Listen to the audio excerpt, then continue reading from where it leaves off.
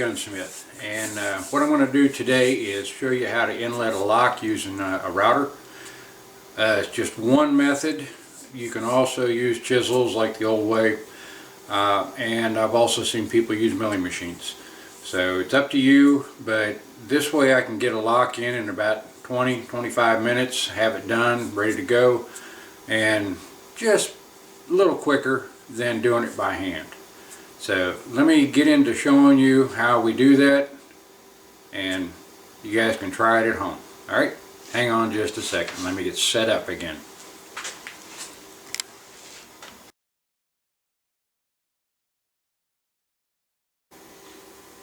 Alright, I got a pistol here I'm working on. It's one of a matched pair, and I've got the other one, and the lock's already in on this one, and most of the wood has been shaped down, at least squared off. But you can see on this one the lock is pretty nicely done, and that was all done with a router. What we're going to do is show you how to do this. It's done in steps basically. After I get the plate inlet, then I will go ahead and take the deepest part, inlet that, the next deepest parts, inlet them, and then the mainspring will be last because it is tapered. It goes down a little bit, so you have to do a little bit of hand cutting with a chisel to do that part. And you can see, of course, this one has been heavily sooted at one time because you have to do the final fitting with a few chisels or your Dremel. So let me get on to showing you how we do this. First thing is to lay out your lock. Now on this one I have actually gone ahead and marked out where I want the lock to lay. I've marked the end of the breech plug here, and so I know exactly where the end of that is, and I line them up so that the rear of the pan is going to be in line with the face of the plug, and that brings your touch hole up just a little bit on this lock. It's probably 3/16 of an inch forward, which is great. That way you're not making a V-cut in your breech plug, which makes it hard to clean later. You want the fire to be as close to the breech as possible, so the ignition starts at the back and works forward. So what I've done is I've laid this out where I wanted it, and I've scribed around the bolster with my pencil so I know where that is, and keeping in mind that this lock is going to be fairly parallel with the base, and you want the tail end to be pretty much centered on your stock. So what I'll do now is I will take a chisel and I will cut this out. Now I can use a router and hog most of this out and then finish it off with a chisel also. But this wood here is English walnut, and I want to be a little more careful. I don't want any chips or tears on it. So I'll go ahead and do all this with a chisel. So I'm going to stop it and come back to that because I think you know how to operate a chisel. If you don't, probably ought to think about building something else. Alright, just wanted to quickly show you, I've already stabbed around where I want that bolster to be, and now it's just a matter of removing the material down to the level you want.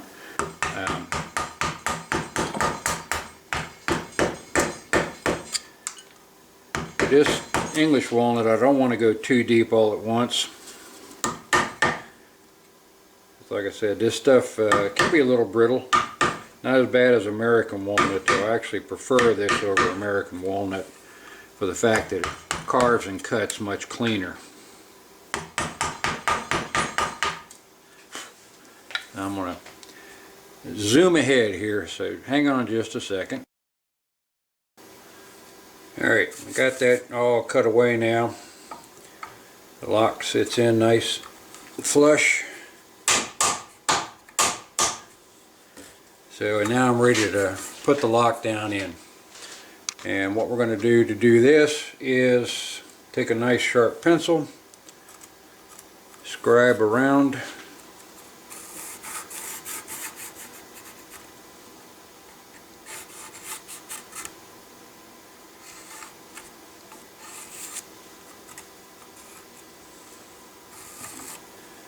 and I'll take my metal scribe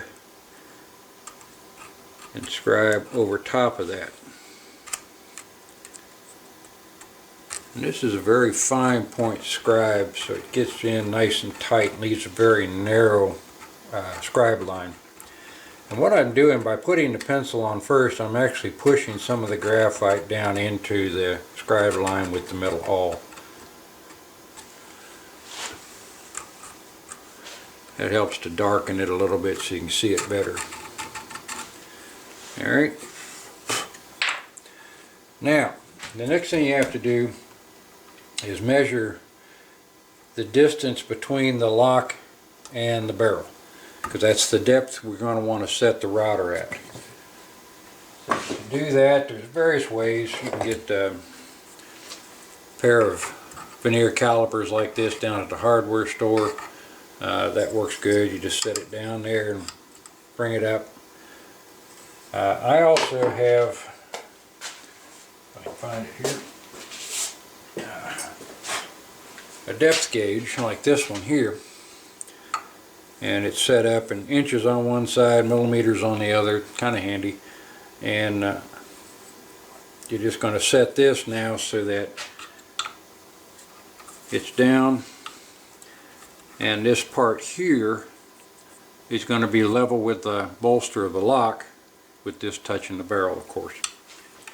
And that'll give us the depth that we need to set the router at.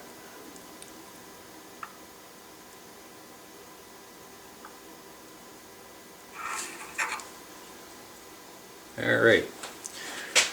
Now to set the router, and if you got a trim router, that probably would be a little easier to handle.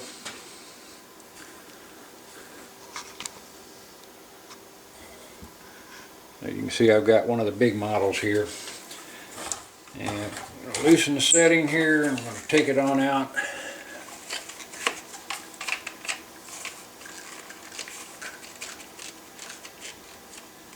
And I'm going to set the gauge on there, making sure it's level.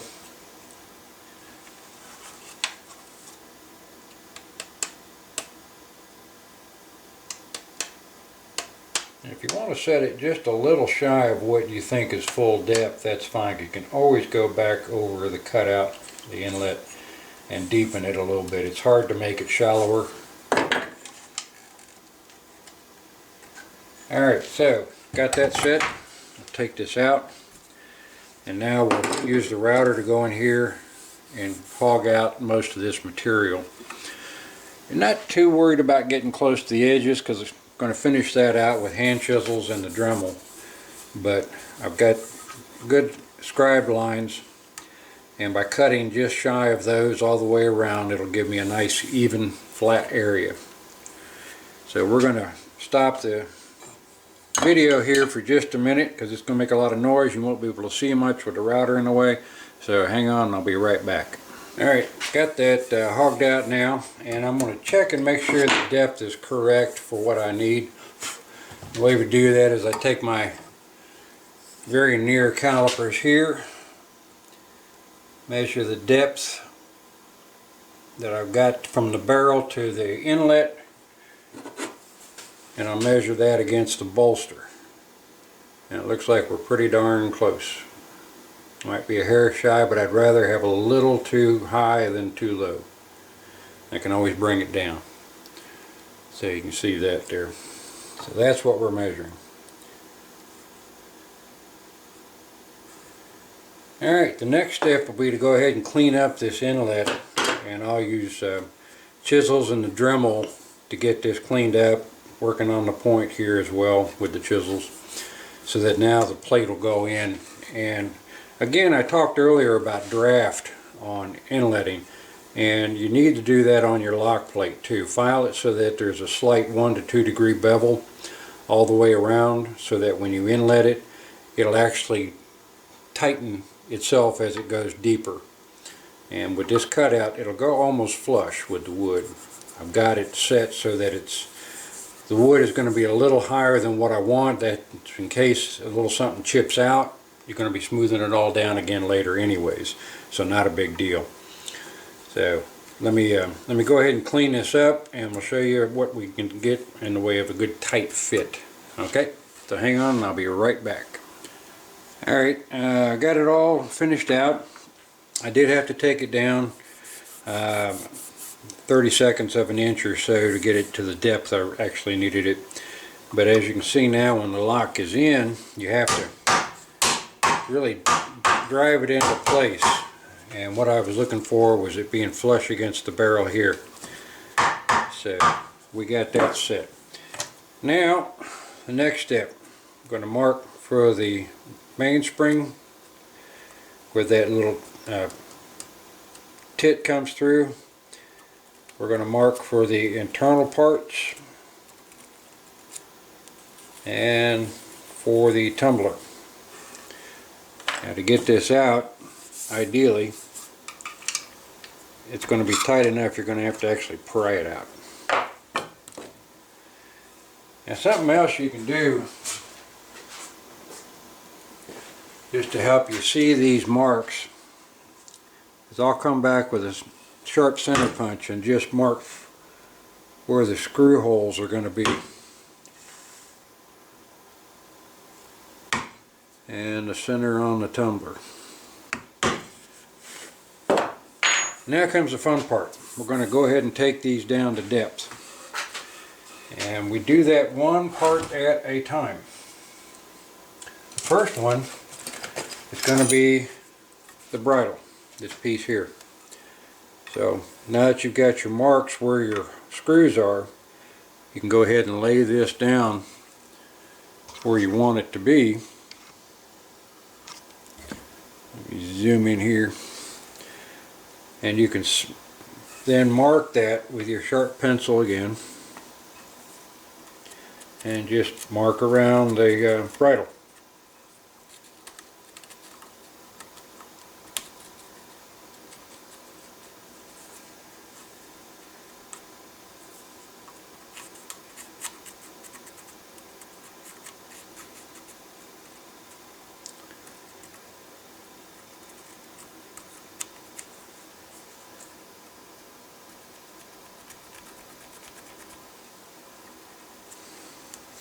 And there is a piece down inside this little flange right here that actually sits on top of the bolster, so it needs to go down deep enough, so I've made sure I marked that inside.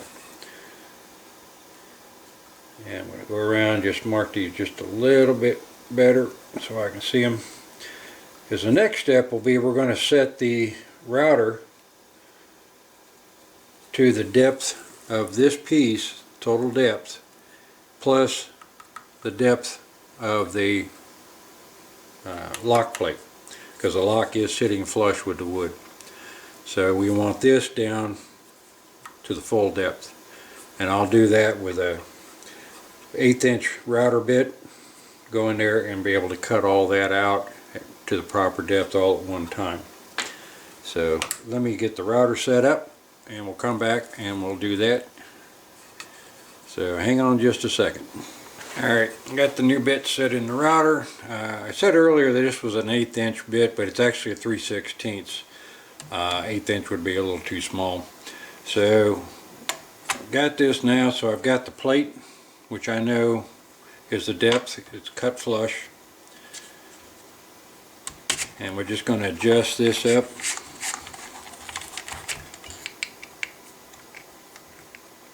So that is just enough. Now make sure when you're doing this you got the router unplugged, otherwise it could be a little disastrous.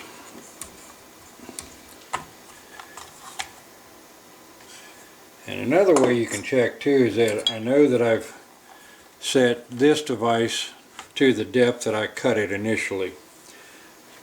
So by putting the bridle up here and then setting this on top, this will give me the depth that I need as well.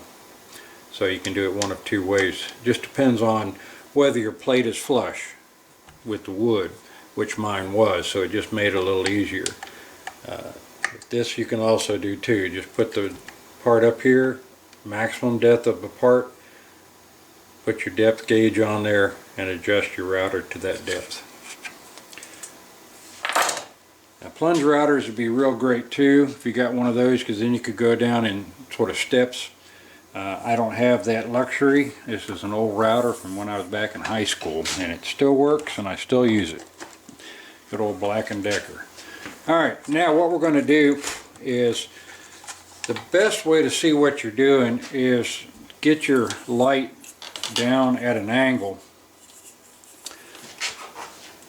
so that it shines through the router from the other side. And it's hard for everybody to see what's going on here. So we're going to adjust it so that the light is shining in this way. I'm going to be watching from the opposite side, and what I want to do is now simply route out to the lines that I've marked in the wood. And I'm going to halt the video while I do this so I can get the light set just right. So hang on a second and I'll be right back, and I'll show you the end product of getting this one piece in. Alright, I've got that in. Cleaned up a little bit with the Dremel to make sure I got it in nice and tight. It's sitting flush at the bottom. But I've noticed that it's sticking up just a hair above the internal surface of the lock inlet. So I need to take this down just a little bit more.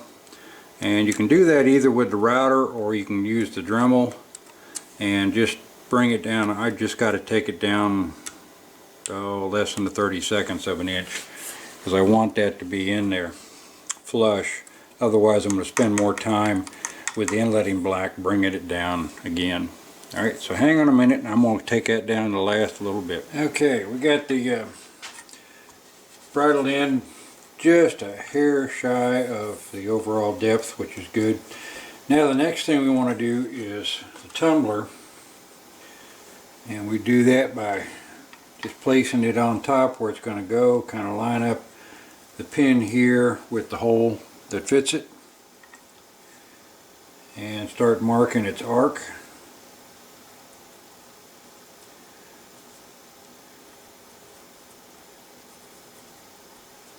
And you want to do that on both sides.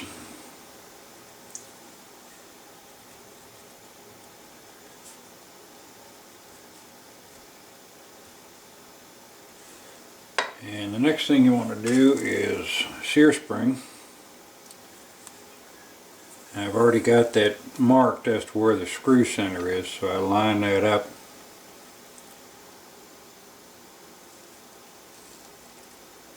Mark around it.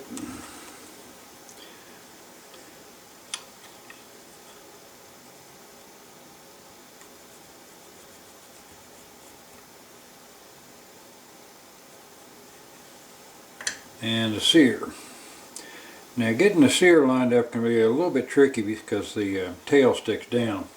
So what you can do is take your dividers and set them up centered on the screw hole and centered on the tail here at the back, and then use that as your reference guide. Just line up the point with the hole where it's going to go, and this will be the center of the arc. And I just put a circle right there where I want to drill a relief hole for the tail of the sear. Now a lot of people use a 5/16, I use a 1/4 inch, but I'll do that after I get the parts inlet here. I need to mark the bottom of the arc. And this piece here on the sear is going to hang down too, so you kind of just judge where it's going to be.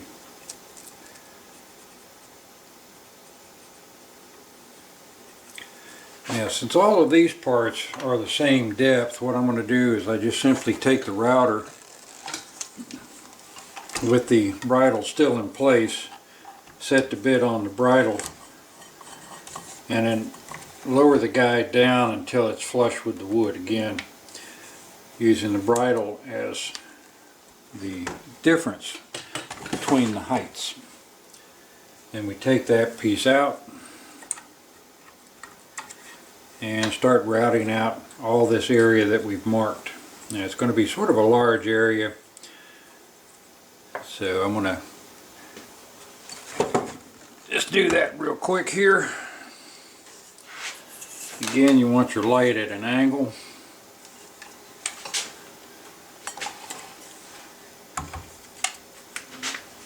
And watch your markings. If you need to mark them with something darker, it's fine.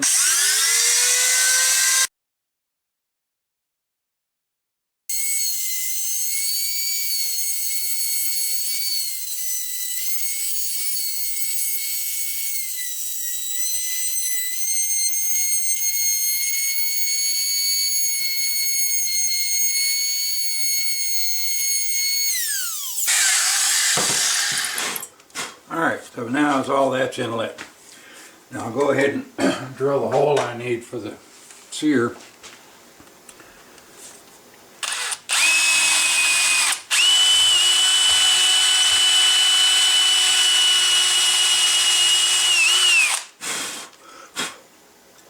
And test it. Make sure you don't drill out the other side. I've seen people do that.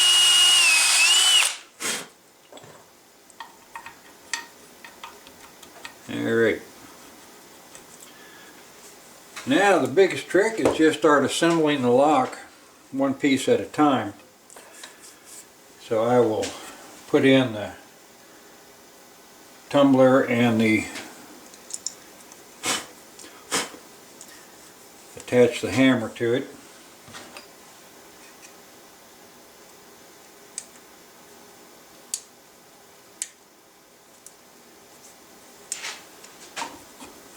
Set it in place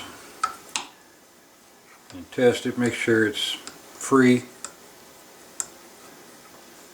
Now it's not down all the way, of course, because I haven't cleared for the back of the hammer right here.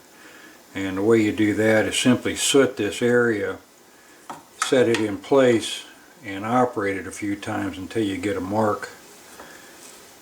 You can also just sort of mark it with a pencil. And I go in with a small rat tail file and just kind of clean that area out right here. And continue to soot and inlet it as you go down. The next thing I will do is put on the tumbler and the bridle together, screws in, soot this, stick it in place.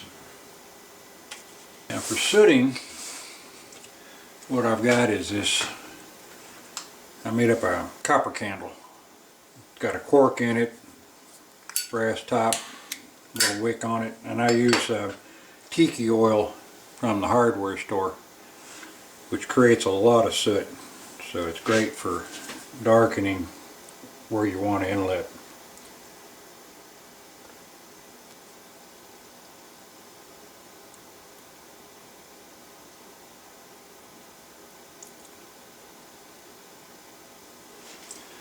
Alright, so you can see we've got that pretty well sooted now. And just go ahead and set it in place, drive it down.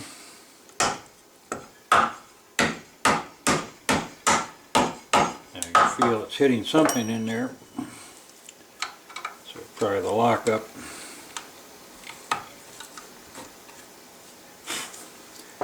And I can see now where it's hitting. You can also look at this and see I've got a little white spots at various points, and I'll go in there with a Dremel and just clean out those little areas. And continue doing that, adding the sear neck, sear spring, get all that sooted inlet so that everything rotates freely. I go ahead and I round the top down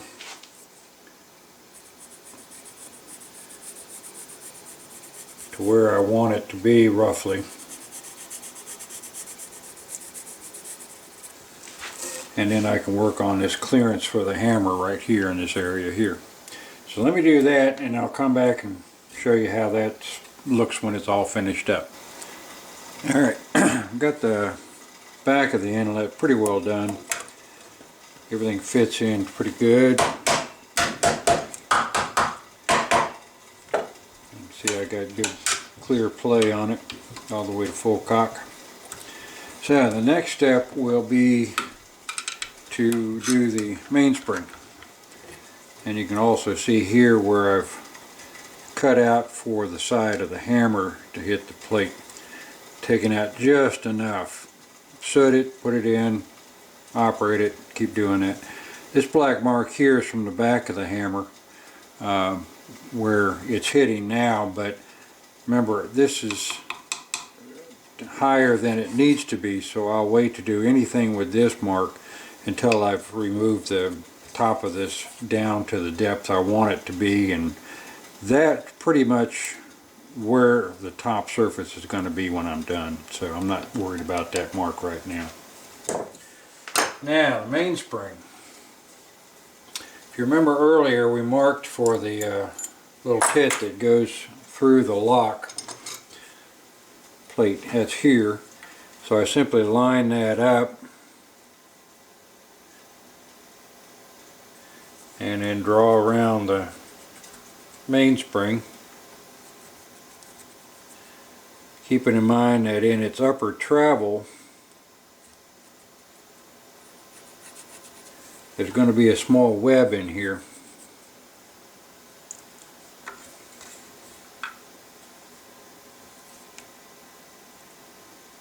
And this is where the arm is going to hit the plate bolster.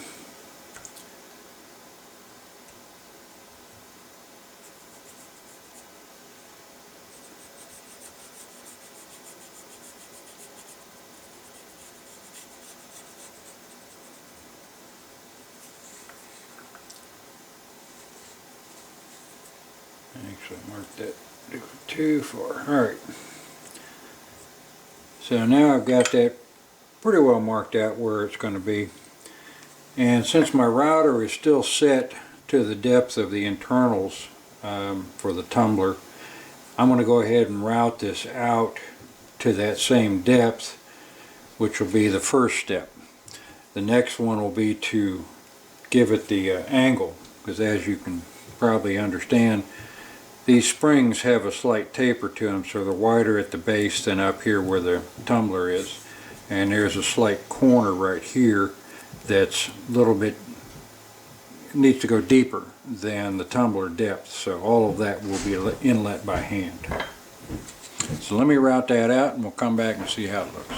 Alright, now we've got the first stage of doing the mainspring, and we've got it to depth, but it's, of course this isn't compressed like it's going to be when it's in there, but I need to take it down for this step here at the back and bevel the inlet down to the full depth here, which you can judge again with your vernier calipers. Just set them to the depth of the back of the spring, and that'll give you an idea of how much deeper you need to go there at the back end. This looks like about 1/8 of an inch on this one, and I want to take down the front end a little bit for that step as I referred to here. Alright, so that'll be the next thing, and I'll do that with a chisel, a mallet, just 1/4 inch wide.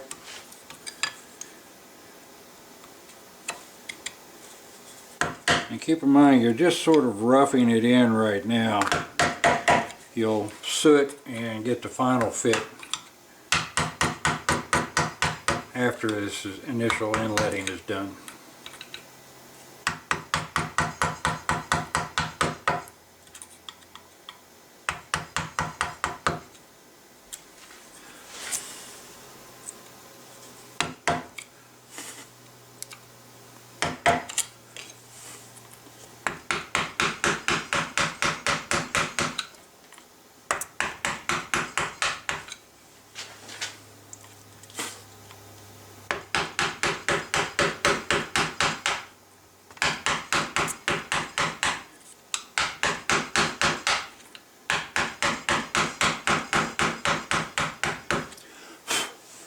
Something else you can do too is, since you know the depth you want at the bend, you can go in there with your Dremel and take that area out just a little bit, just sort of in a circle right here,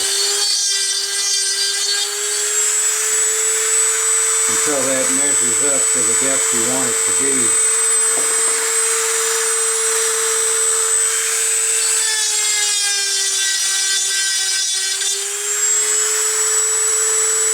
like that. And then you can use your chisel to cut down, and that'll give you sort of a stop depth that you want to go to.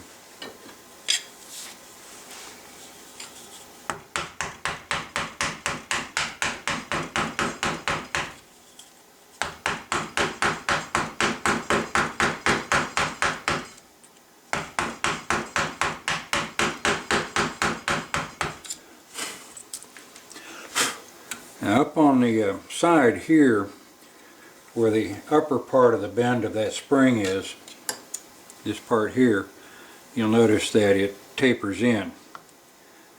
And some even have a slight bevel on these too, so it'll fit up underneath the barrel properly. So I'm not cutting up in that area, up in here. I'm leaving that heavy right now until I can soot it and do the final inlet there, because you don't want to lose that web that's between the lock mortise and the barrel channel. So just using the 1/4 inch width and following the bottom of the spring area to get to the depth I want.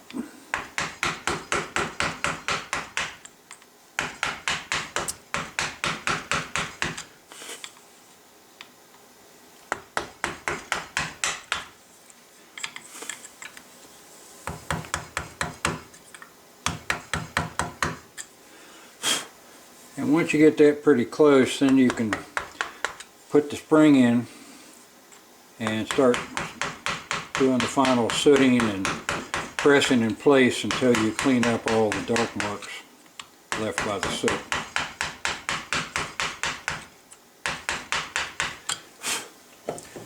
And it shouldn't take too long because you've hogged out most of it already.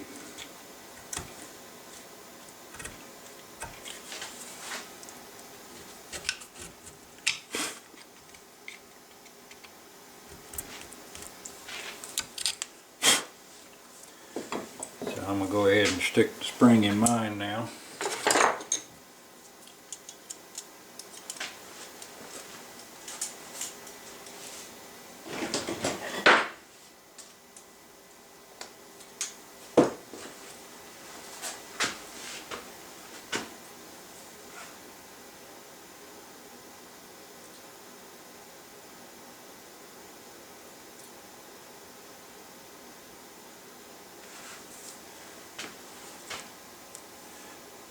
And I like inletting my spring so that the lock is at half cock.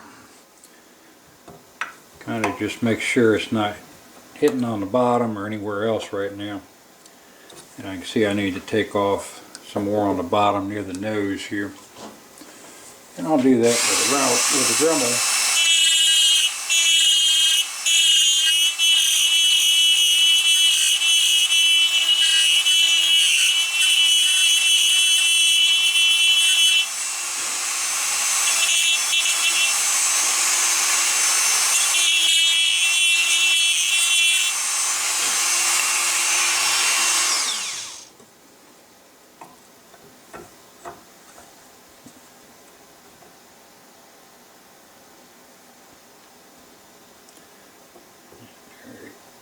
Got a little more to do as I work up. Just the bottom edge of that inlet needs to come down some more.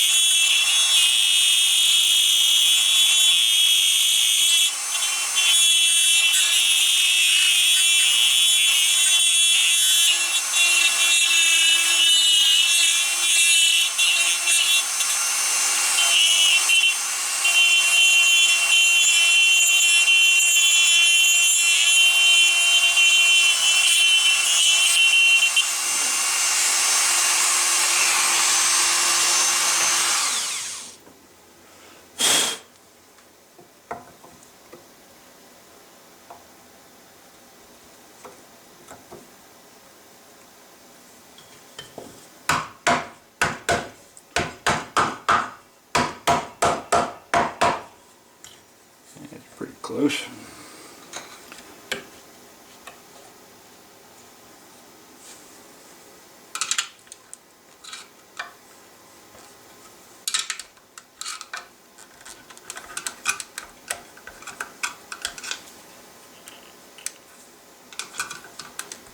Now be careful, this one's at full cock right now, and if I hit the sear, it can come sliding down and with the flint in place. That could be dangerous. Alright, so I've got marks inside. I don't know if you can see or not, but got a couple of small marks in there. So I want to take those on down.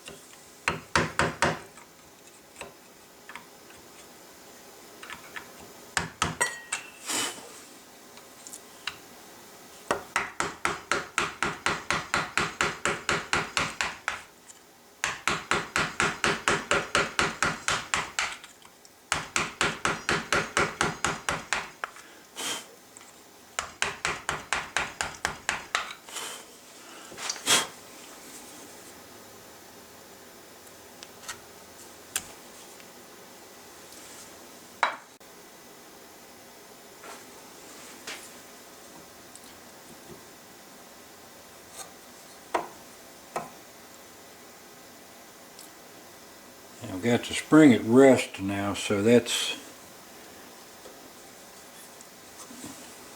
real close to the edge of the pan here. So I still need to take a little bit more off that bottom to get it to go in.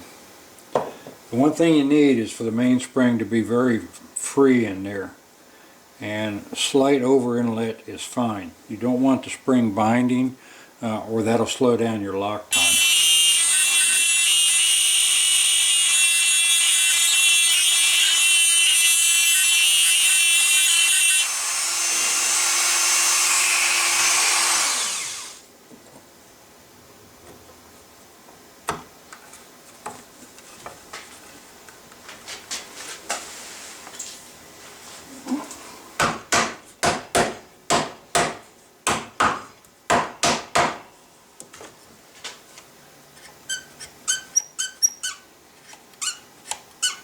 We can hear something rubbing in there.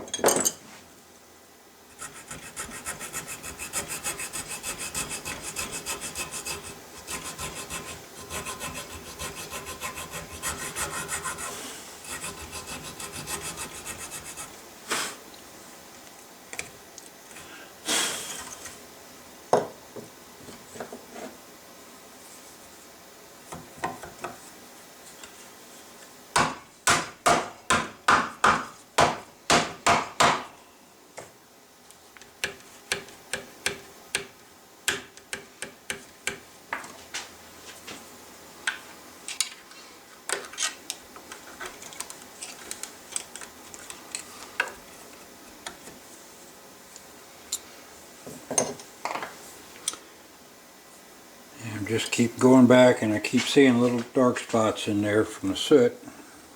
So just, again, just quickly go in and remove those. Just shaving, don't want to hog off too much.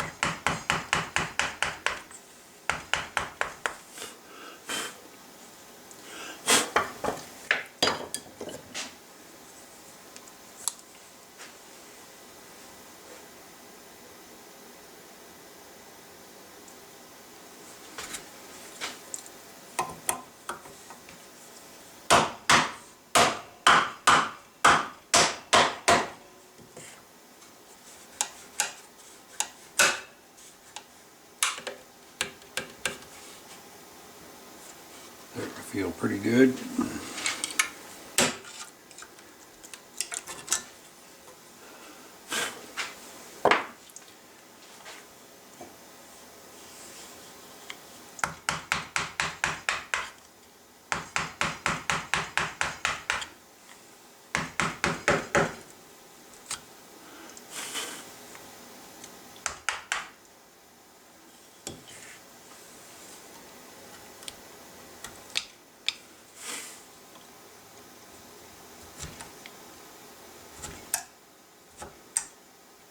Once I get the side plate inlet and the bolts in and everything is locked up tight, I'll go back and do the same thing again, because as that is being, you know, sucked together with this bolt pressure, then it'll seat this lock in a little bit further, and you need to go back and then make sure nothing is binding again.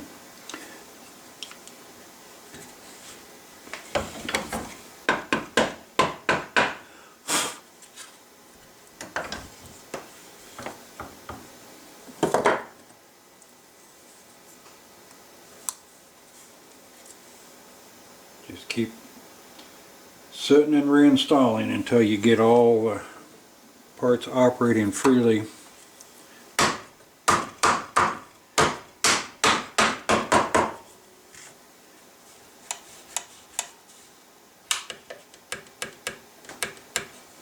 I still can't take it all the way to full cock because it's sitting on the back of the wood here, which, as I explained earlier, we need to remove that wood down to level.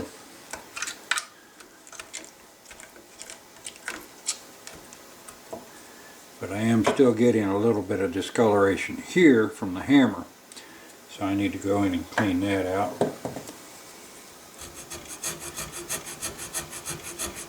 Take out just exactly what you need, you'll have a much tighter, cleaner fit.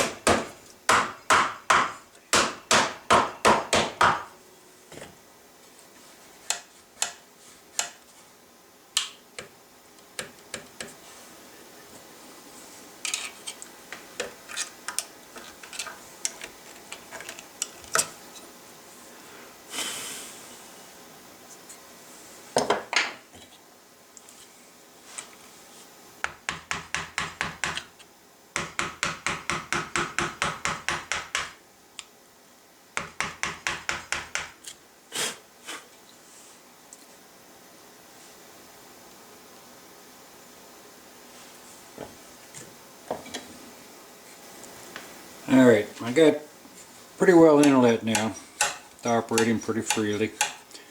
So the next step will be to take this wood down to level. And there's no real easy way of doing that. You have to be a little cautious that you don't take off too much, of course. And the best thing I found for taking this down is a nice flat rasp like this Japanese Shinto rasp. It's coarse on one side, fine on the other, just like hacksaw blades basically, but it works very good. And I start at one end, take it down to the depth I want, which again you can use your depth gauge or vernier calipers to get to the depth you want. Measure the plate first to that first bevel. Give you a little bit extra for sanding, and that's the depth I want. So I've got to take about half of that down. So I'll take this end down, then take this end down, and then I'll turn the rasp sideways and work the center section until it's down to the same height and everything is nice and smooth. And I've got a big belt sander I'll do the final smoothing with. Take the last little bit with that.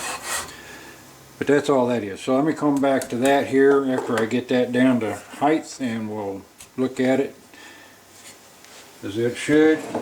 We're all finished up. Look just like this one. This one's down to height already. You see there's not a lot of width here.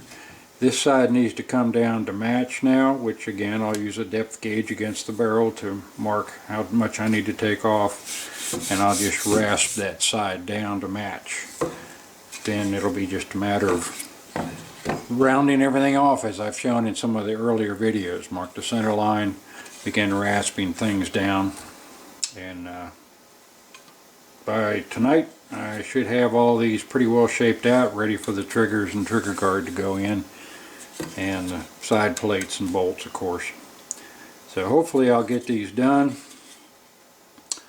and these will be cased with all their accessories, so I'll kind of show steps of all this going on as we go along on this set.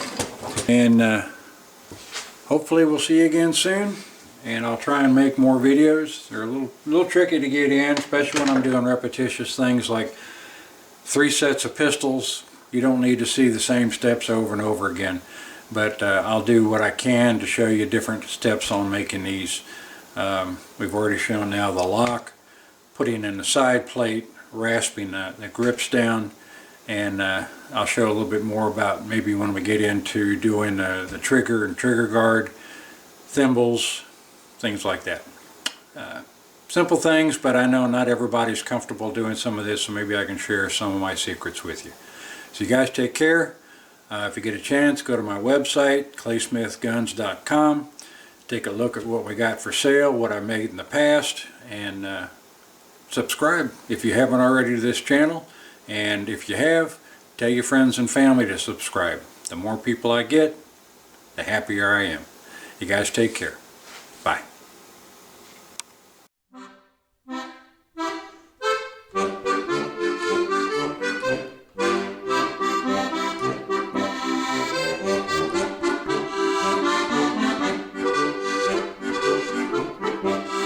Yeah.